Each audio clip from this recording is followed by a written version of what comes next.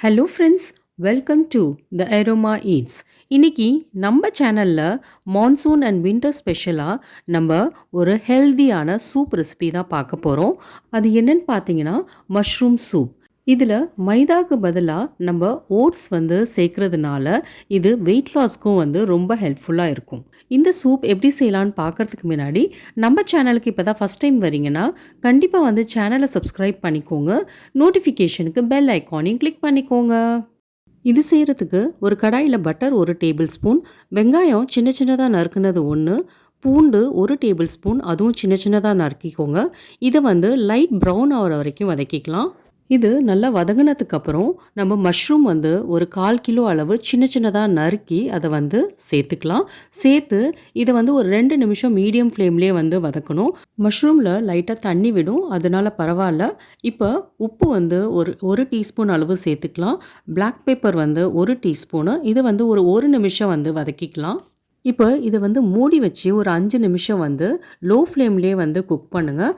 இதில் இப்போதைக்கு எதுவும் தண்ணிலாம் சேர்க்க வேண்டாம். பாருங்கள் எவ்வளோ ட்ரையாக இருக்குன்னு. இப்படி தான் இருக்கணும். இதை இப்போ கலந்து விட்டுட்டு நம்ம இதில் ஓட்ஸ் பவுடர் ஒரு 2 டேபிள் ஸ்பூன் சேர்த்துக்கலாம். இந்த ஓட்ஸ் பவுடர் சேர்க்கறதுனால நம்ம சூப் கொஞ்சம் திக்காகும். அதுக்காக தான் நம்ம சேர்க்குறோம். இப்போ நல்லா வதங்கினதுக்கப்புறம் தண்ணி ஒரு 1/2 லிட்டர் சேர்த்துக்கோங்க. சேர்த்துட்டு இதை நல்லா கலந்து விட்டுக்கலாம். இது கொதி வரட்டும், அது வரைக்கும் வெயிட் பண்ணுங்கள். ஃப்ளேம் ஹைலியே இருக்கட்டும். இந்த டைமில் 1 டீஸ்பூன் அளவு உப்பு, மிளகுத்தூள் 1/2 டீஸ்பூனு இதெல்லாம் சேர்த்து நல்லா கலந்து விட்டுக்கலாம். ஏற்கனவே வதக்கும் போது மிளகுத்தூள் உப்பு சேர்த்துருக்கோம். அதனால உங்கள் டேஸ்ட்டுக்கு ஏற்ற மாதிரி கொஞ்சம் கூட குறைச்சா சேர்த்துக்கலாம். இந்த சூப் 2 நிமிஷம் கொதிச்சதுக்கப்புறம் இதுலேருந்து நம்ம ஒரு 1/4 கப் அளவு சூப் எடுத்துக்கலாம். எடுத்து கொஞ்சம் ஆற வச்சுட்டு நம்ம மிக்ஸி ஜாரில் சேர்த்து அரைச்சி எடுத்துக்கலாம். இப்போ அந்த அரைச்சிட்டு வந்த சூப்பை இதில் சேர்த்துக்கலாம். சேர்த்துட்டு இதை நல்லா கலந்து விடுங்க. ஒரு 2 நிமிஷம் கிண்டி விட்டுகிட்டே இருக்கலாம். இப்போ நம்ம பொடியாக நறுக்குன கொத்தமல்லி இலை சேர்த்துக்கலாம். இந்த சூப் கொஞ்சம் அரைச்சி சேர்த்தோம் அப்படின்னா அதோட டெக்ஸ்சரும் ஃப்ளேவரும் ரொம்பவே நல்லாயிருக்கும். அவ்வளோதான், நம்மளோட சூப் ரெடி ஆகிடுச்சு. இப்போ ஒரு பவுலில் ட்ரான்ஸ்ஃபர் பண்ணிடலாம். நம்ம கடையில் வாங்குகிற சூப்போட இந்த மாதிரி நம்ம வீட்டிலேயே ட்ரை பண்ணி இந்த சூப்பு செஞ்சோன்னா இது ரொம்ப ஹெல்த்தியாகவும் ரொம்பவே டேஸ்டியாகவும் இருக்கும்.